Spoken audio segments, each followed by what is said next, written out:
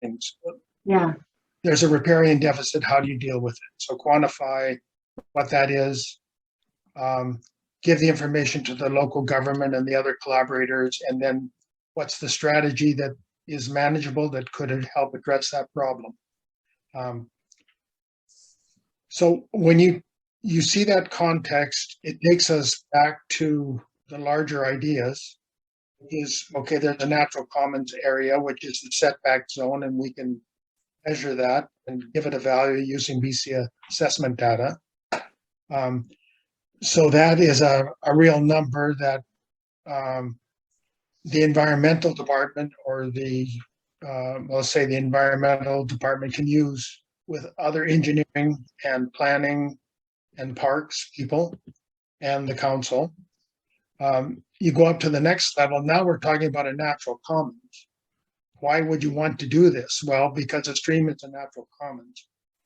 It's just like infrastructure commons. People expect roads and drainage provided, so their properties are safe and they can enjoy their properties. Well, they have the same expectations of streams for different reasons. They want the natural area, they want wildlife, they want greenways, they want privacy or whatever. So that's a natural commons concept. We talk about a package of ecological services. That's why a natural commons makes sense to people. Those ecological things that they want to use or have available. And of course, they take maintenance and management. So we talk about maintenance as preventing degradation or costly remediation in the future. And we talk about management, which is really enhancement. That's what stewardship groups do. You know, they're the partner that can attract other money to help local government get work done on streams. You know how that works.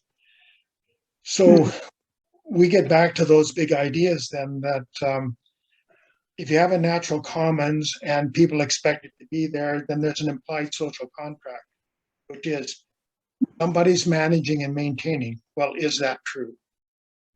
So we're trying in EAP to go, you know, from that big idea of the natural commons, the social contract, and on down to the very specific analytical thing, which is quantitative. What's the riparian deficit? That's what you have to understand. That's what you will be addressing in the future if you want, you know, if you want your stream to survive. So what we do is very different than other approaches to what is called total economic valuation.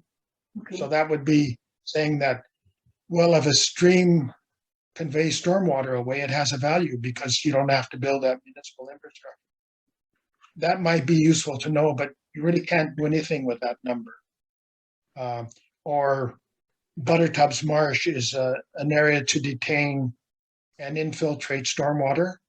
And if you had to build that or engineer it, it would have a certain value or cost to do it. So if a local government knows that, it's interesting, but it's still not a number you can really work with.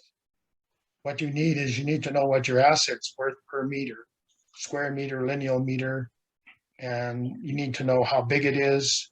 You have to know it's a system, and then you have to pay attention to it in that kind of a context. And most importantly, you have to know what the community thinks it's worth. You know, are they going to invest in it?